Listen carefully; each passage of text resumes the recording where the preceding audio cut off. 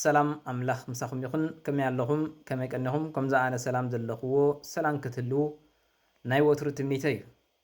እምበኣር ሎማዓንቲ እውን ራብ 5 ሰንበት ደብረ ዘይቲ እሞ ናይ ደብረ ዘይቲ ሓንቲ ሓፃር ግጥሚ ሒዘ መፅእ ኣለኹ ናብኣ ክብለኩም ሰናይ ምክትታል ተዘክረና ጎይታይ ኣብቲ መወዳእታ ኣብ ዳግማይ ምጽኣትካ ተዘክረና ጎይታይ ክንኣቱ መንግስትኻ ምሕረትካ ንልምን ኣለና በነብዓት ተዘክረና ጎይታይ ኣብ ዳግማይ ምጽኣት ሰማያት ኸፊቱ ደመና ክዝርጋሕ መለኸት መላእኽቲ ብዓውታ ክነፋሕ ብግርማ መለኸት ክትመጽእ ብኽብሪ ኣይትሕደገና ጎይታይ ብወሓያ ፈጣሪ ከምቲ የማናይ ሽፍታ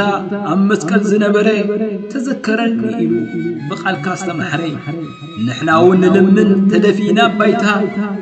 መንግስትኻ ምስትመጽእ ተዘክረና ጎይታይ ግርማና ድኹም ግብርና ድኹም እዩ ንጽድቂ ዘይበቅዕ ብዘይ ካብ ጸድቅኻ ብምንታይ ክንረትዕ ሓጢኣትና ኣንጺሕካ ኣልብሰልና ጽድቂ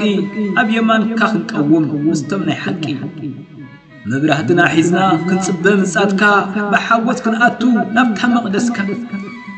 እታ ሰማያዊት ርስቲ ናይ ዘለዓለም ሃገር ንዓና እውን ክትከውን ውጻድቃን ክንዝምር አሜን። ስለ ቃላቱ እግዚአብሔር አምላኽና ዝኸበረን ዝተመስገነን ይኹን። እግዚአብሔር አምላኽ ኣብታ ትመጽእ መንግስቱ ይዘከረና። አሜን።